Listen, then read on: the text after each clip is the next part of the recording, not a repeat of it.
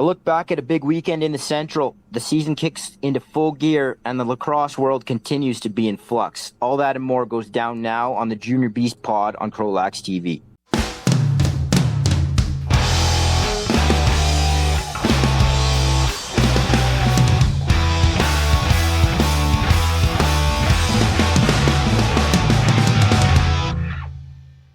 Welcome back to the Junior Beast pod. My name is Keenan, as always joined by my wonderful co-host Muhammad. How are you doing today after the end of week 2?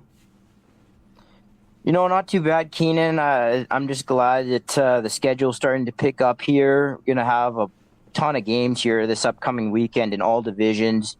We're going to have Junior A getting underway, Senior B, and of course the Junior B circuit. Plenty of action to cover and talk about, and I'm looking forward to it.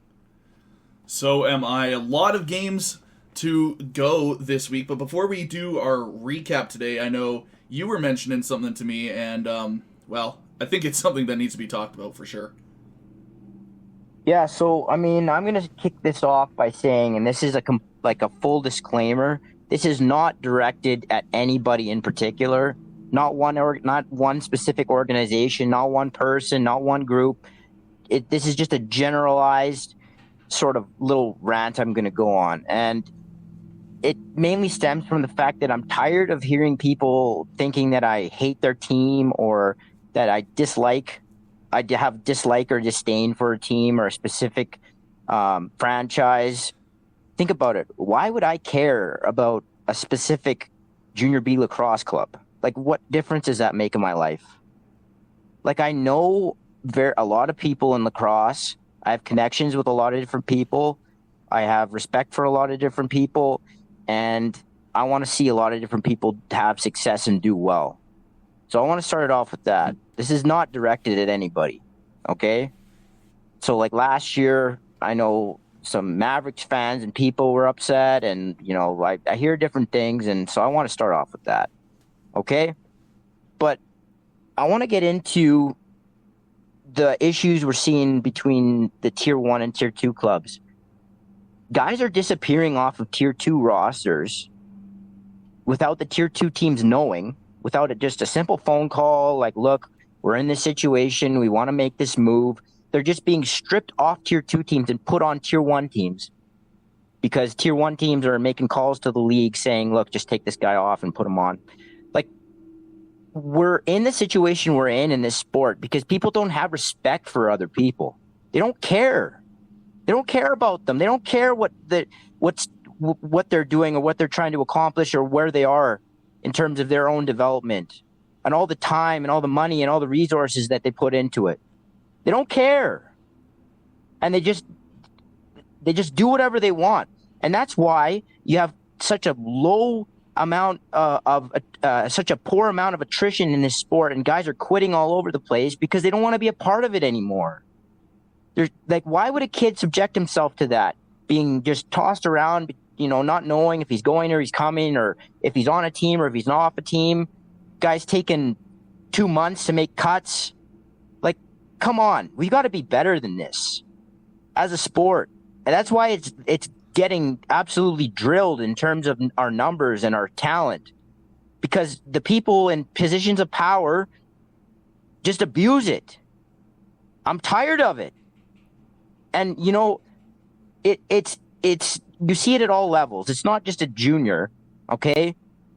You see it across the board. And until that changes, we're in real trouble. I'm telling you that right now.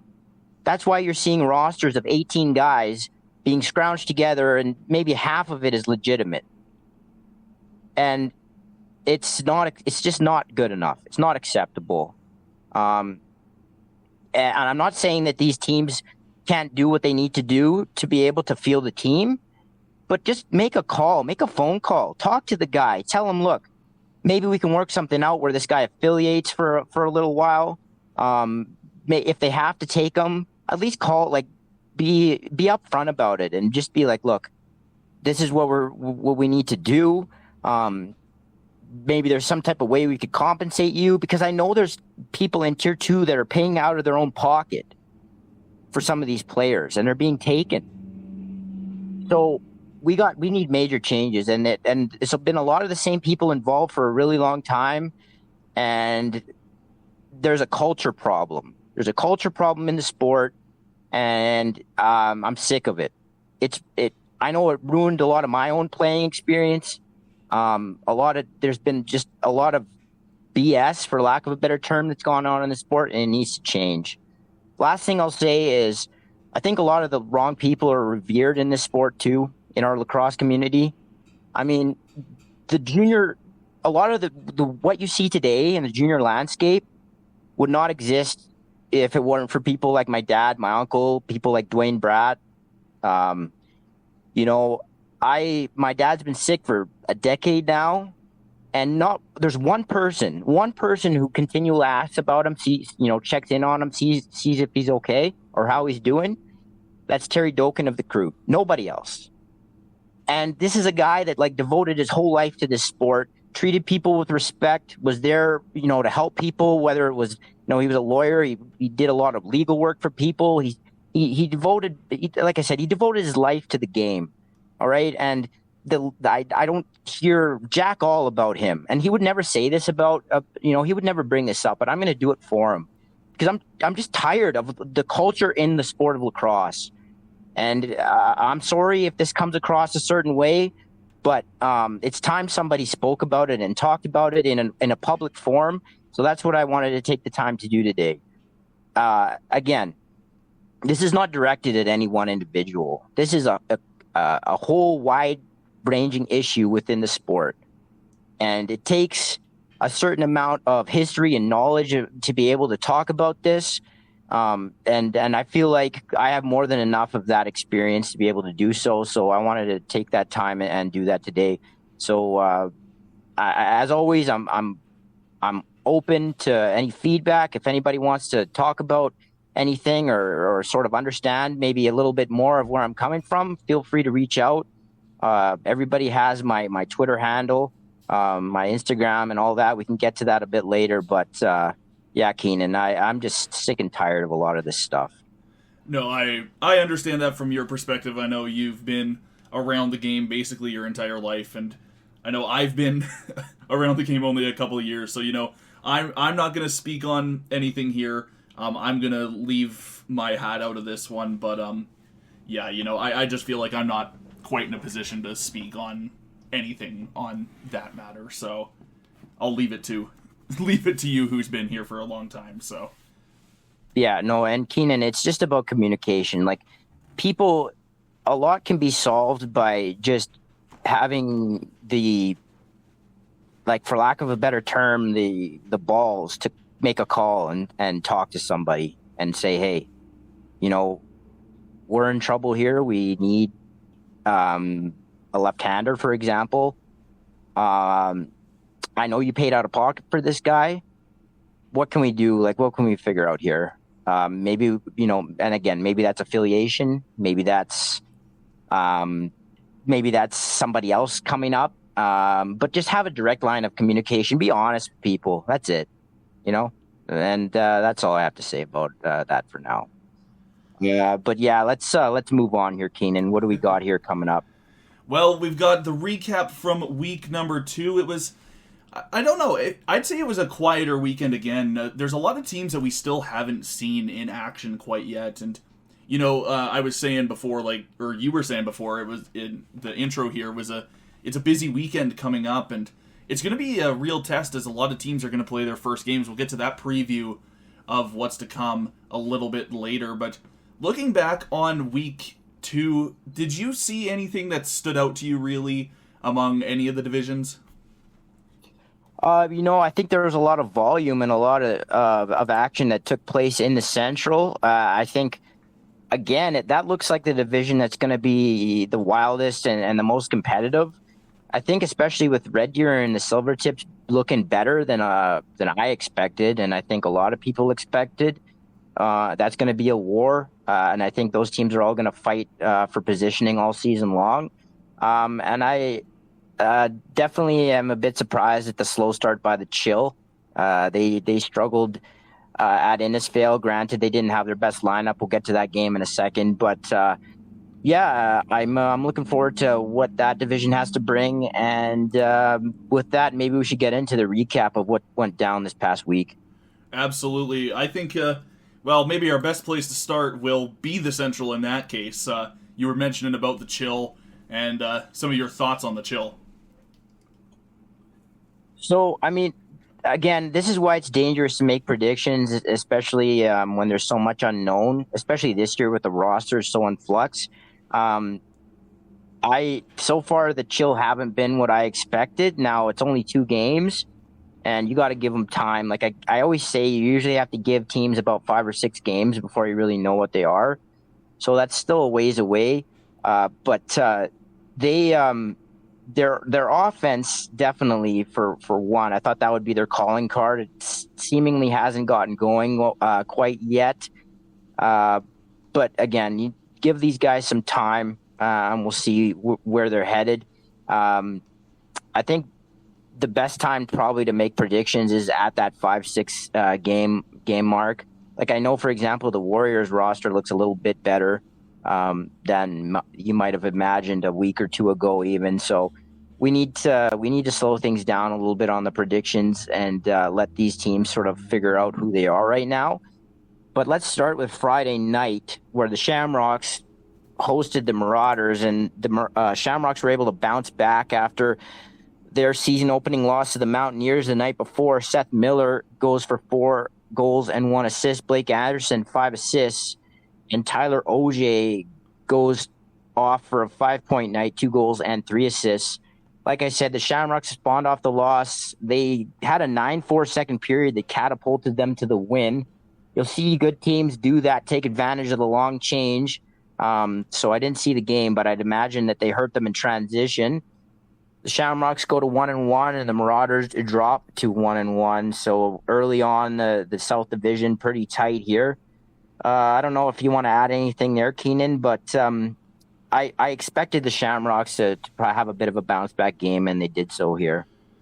Yeah, like I've been saying, like it's probably going to be we're going to look at a Shamrocks and maybe Mounties kind of 1-2 here with with the Marauders trailing not too far behind. I think the Shamrocks did a fantastic job of it's rare that we see the Shamrocks lose a game. Let's just put it there. Last season, 19-1, something like that. Season before that, maybe only 3, maybe 4 losses tops. So this is a Shamrocks team that, like I said last year, they know how to win, and the culture around that team, they know how to win. And I think this is just definitive proof of that. I mean, the Shamrocks lose by a deuce to the Mounties on the Thursday. They come out and they absolutely just annihilate the Marauders, winning by 8 there on the Friday. So yeah, I think the Shamrocks, fantastic job getting back, and I think they're going to have a real test on Saturday against the Rampage, because that is a team that, well, I think they're shattering some expectations of their own. Yeah, no, that should be a good game and another test for both of those two teams to figure out where they're standing. Because as I was alluding to earlier, I don't really know how you can establish a pecking order yet. Some teams haven't even played. Other teams off to a little bit of a rocky start. So we'll hold judgment, and we'll talk about the power rankings a little later on. Also Friday, the Mavericks hosted the Silvertips in what was a really tight, low-scoring game. Isaac Nickel scores all 3 for the Silvertips, while Jace Victoria goes for 2 goals and 1 assist. Now, Keenan, I watched the third period of this game, and this was an escape by the Mavericks. Shots end up unofficially 47-28 Silvertips. And the Silvertips in the third, at least, were all over them. The Mavericks were unable to sort of gain any traction offensively. There were a lot of shot clocks being expired upon without any real chances. Swan was unreal in net, made a ton of saves with the Silvertips right on top of his crease. Last thing I'll say about this game is I don't know how the Silvertips did not end up going 6-on-5. They had 2 chances at the end of the game to call a timeout or just go 6-on-5 and get McDonough out of the net. They did not do it.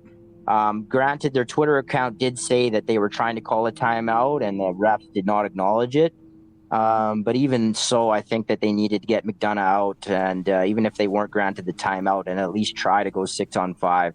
And the game ended that way with the Mavericks winning 4-3. The Mavericks would go to 1-0 at the time, and the Silvertips dropped to 2-1. Any thoughts here? I'm not sure if you caught any of this game, but it was a pretty interesting third period between two teams that know each other well. It was a bit of a busy weekend on CROW for me. I wasn't able to catch a whole lot from this game, mostly just hearing about it kind of, today and yesterday. I was a bit surprised when I first saw the final box score of 4-3. I felt that these are two clubs that can, go pound for pound offensively. So to see such a low-scoring game, I feel, between the Mavericks and the Silvertips, and if I'm not mistaken, I believe they meet again. They meet again on May 25th, so that's going to be another interesting one. And I think we're going to see a completely different game on the 25th, given that these are going to be two clubs who will have played a few games. They'll have started to kind of, feel the teams out kind of thing. I think Swan is an absolute difference maker for the Mavericks, man. Like, we saw it in the Larry Bishop last year that Swan can steal games for the Mavericks if he has to. And I know last year I also talked about kind of the Mavericks' defense kind of late in the season there. And their defense just finding ways to stop any offensive pressure from being sustained. And I think that's just what we saw here, is that, the Tips they couldn't quite find their rhythm. And I think the Mavericks were doing a really good job of just, keeping the Silvertips hemmed in. And that's what attributed to a 4-3 game. And like I said, I think May 25th, that's going to be a game to watch in the future. Yeah.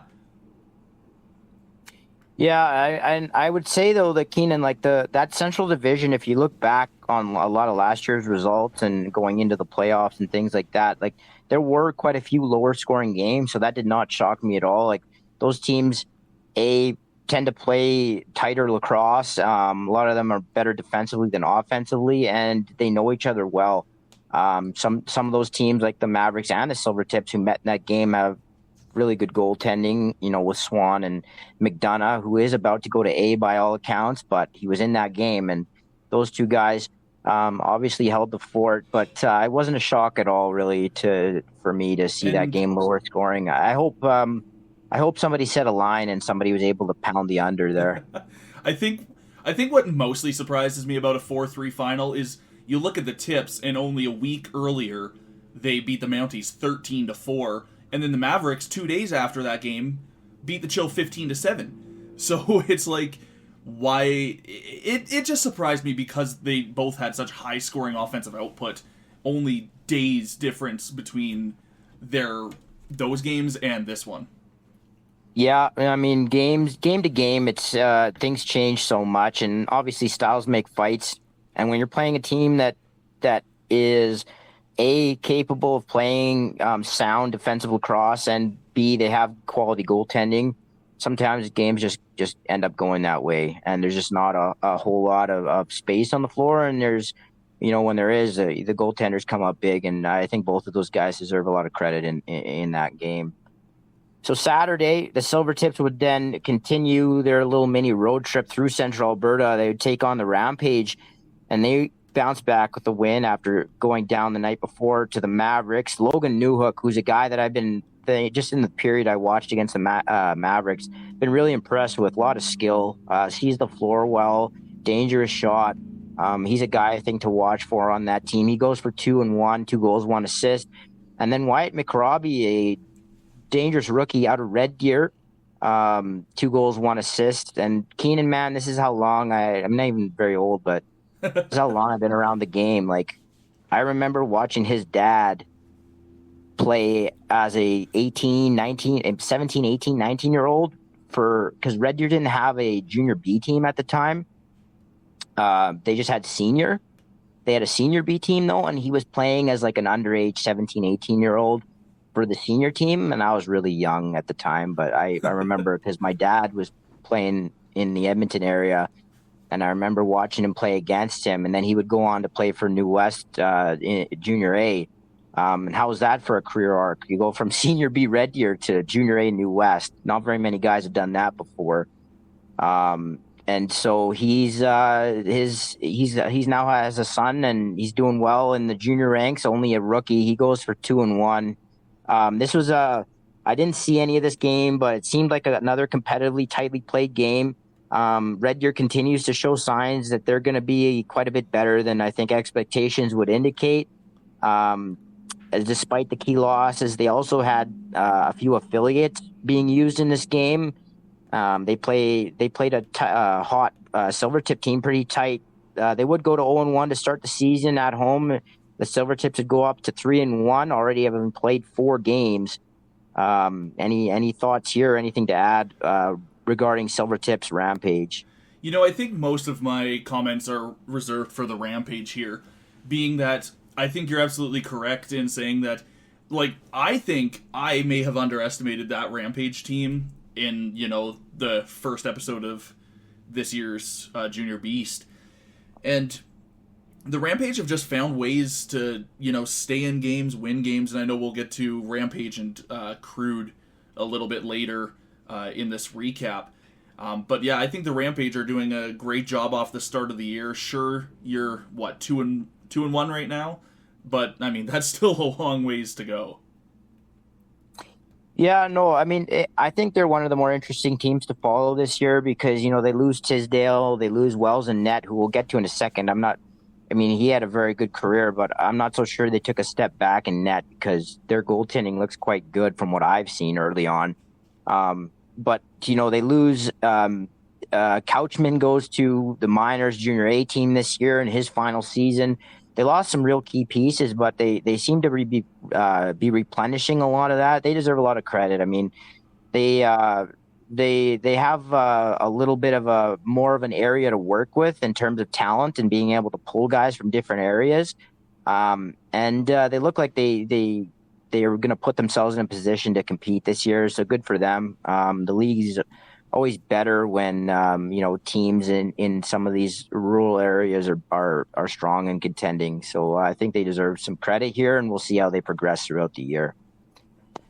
And then Saturday, Keenen, the Mavericks would stay at home and take on the Chill. And we already talked a little bit of the Chill, a bit of a rough start to the season. Everett Muratori, who is a guy I'll talk about in a second, goes for 4 goals and 1 assist. Not a surprise there. Jace Victoria, 2 goals and 2 assists. And then for the Chill, Luke Kenny would lead the way with 2 goals and 1 assist. So a big bounce-back performance by the Mavericks after a bit of a shaky home opener. Keenen, this Muratori kid, he's a top 5 player in the league. I was really impressed with him at the Provs last year. He's just so evasive. He's powerful in transition, but also really quick. He's got good hands. He can finish. And he can also, when he needs to, he can dish the ball as well. He's a multifaceted guy. Again, I think he's a top 5 player in the league and probably a guy that not a whole lot of people really even know about. But I think he deserves some recognition, and a guy that I'll get to again later on in the podcast. As I said, the Chill opened the season series with the Mavericks after having lost to them in the playoffs a season ago. This wasn't close to their best lineup, so I think that's important to note. Lots to address there, obviously, right now, but for now, we've got the Mavericks sitting at 2-0 and the Chill at 0-2. Plenty of season to go, and if you'll remember, the Chill did start off record-wise. They were in every game, but record-wise, they did start off having a tough go last year and then went on a run later in the season. I think for their sake, they're going to want to make sure they don't dig that same hole again. But we'll see where they go from here. But right now, the Mavericks sitting up top the division once again at 2-0. Yeah, and I know, last season, we were doing Larry Bishop, and, on our way back to the hotel, you were telling me about this Everett Muratori kid and just how impressed you were with him. And, yeah, I mean, you put up 5 points like that, and you're early in the season, and this kid is going to be a stud for years. I will say that. He's going to be a stud for years. Yeah, also, I think it's important to note he did it in his first game of the season, too. And for anybody that hasn't played, granted he's playing field at school and stuff, but anybody who hasn't played, going Like cold turkey into your first game of the season is always really tough. There's just field and box are such different games too. And obviously you got the obvious difference of how much more physical box is, and then you got the size of the nets, you got the environment the game's played in. Everything is a lot faster. It happens a lot faster in box. So that's impressive in its own right. So good for him.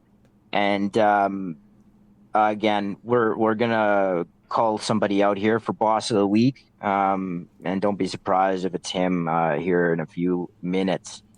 Then last game of the week, Keenen, Sunday, we did this game. Rampage Crude. Rampage win 10-5. The Crude fall down 3-0 right away. They just couldn't get a save early on, for the second straight game. 2 goals on the first 4 shots and 3 on the first 5.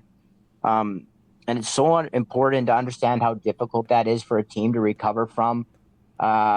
Your morale is sucked dry, and you've got, all of a sudden you've got to probably score in double digits just to have a chance to win.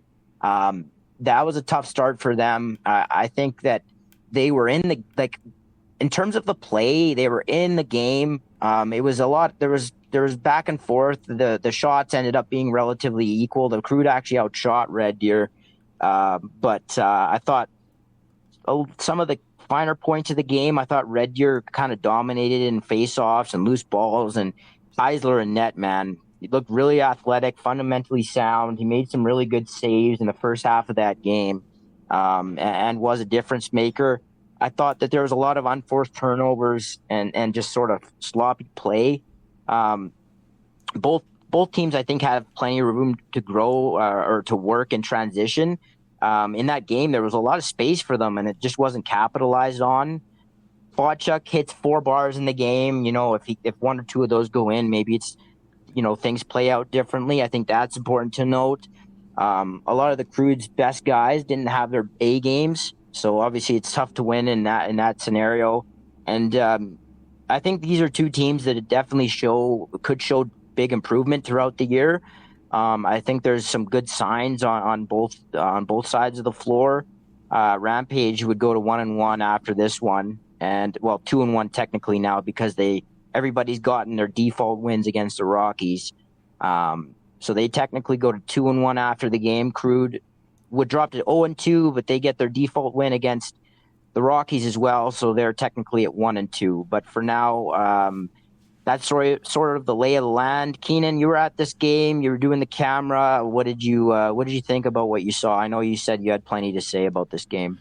Yeah, so I think what surprises me the most out of this game is you look at the Crude last week on Saturday the 26th against the Marauders. You lose by a single goal after an offensive outburst at the end of the second that transitioned into the third. And you hit, if you're the Marauders, 1 ball hits a post or something like that, that's a tie game, and that could be much different. I didn't see the same fight in the Crude on Sunday. That's it. I didn't see the same fight. I felt that once they went down 4-0 to the Rampage, sure, they get a quick goal back right after that to make it 4-1. They don't score again for almost 23 minutes or more after that 4-1. They, at one point, go down 8-1. You can't have that. Period. And I said I thought the Crude looked really good this season. I still think they look really good this season. I think the Crude have everything they need to challenge the Rebels for that top spot this year. But if you're going to play games like that where it's just it's sloppy, for a lack of a better term, you're never going to have the chance to even fight the Rebels at the top, because that Rebels club, we haven't seen them yet. We see them for the first time this weekend. But on paper, if the Crude are playing like this, they're not going to have a chance against the Rebels, period. And I hate to say it, because I like the look of this Crude club, but you can't go down 8-1 late in the second and expect to come back and win that game. Yeah, no, it is early in the season. I think they got some, there's not a ton of changeover overall, but there's some real changeover in their key pieces. So I think like some time there is important. And I will say regarding the Crude, like this is the first time in a while that I feel there's urgency and expectations and like, look, this isn't good enough. Like that type of attitude, which is good. They need that. There's been there's been moves made there. They've been trying to put themselves on the right track. They've been aggressive in some trades. They've drafted a certain way, and I think that they're on the right track. It's just again, just like the chill, give them 5 or 6 games, and then we'll sort of reevaluate where they're at. But that division is there to be taken. The Rebels are still the favorite, but it's right there, and we'll see. We'll see how it goes. But there are some good signs there. I think they just need. Okay, this is how I would put it. The artillery again is there. Like the bullets are there. It's just if they're going to be shot in the right places and if they're going to hit the target. That's sort of the analogy I would use with the Crude. And if they can do that and they can get on a roll, I think confidence is a big thing for them. If they can get that confidence, then they'll be on their way. I think my concern with the Crude at the moment is you look at their next game. They play on Sunday the 11th at the Stew against the Shamrocks. If they play a game like they played against the Rampage, the Shamrocks are just going to bury them. Like, the Shamrocks are a club that if they go up, you are going to have a hard time trying to get back. And I'm worried that the Crude are going to fall due to the default win, that the Crude are going to fall to 1-3 early in the season, and that hole is going to be hard to come out of, even with maybe a Warriors club and an Outlaws club that maybe don't look as strong as the Crude do on paper.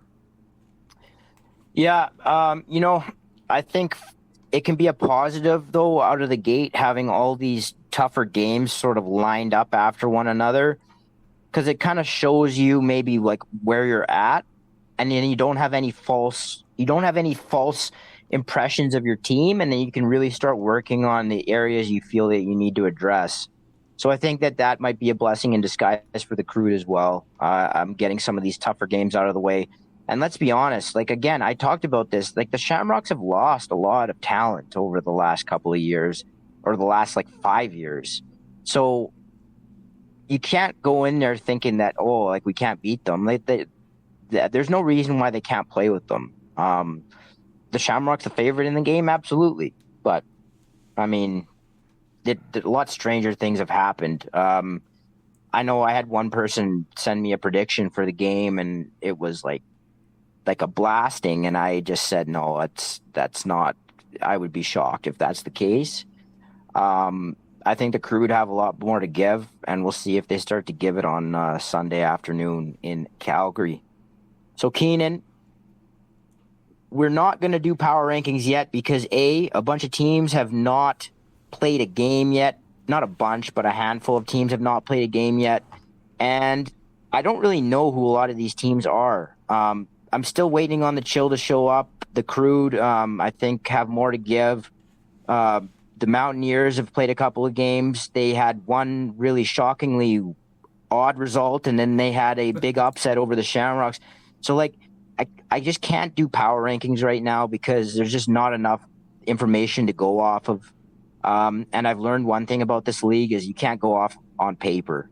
If you go off of on paper, you're going to end up with much different ideas of what maybe reality is, or what happens on the floor. So I think we're going to avoid power rankings for one more week here, and then once everybody starts playing some more games, we'll get into that.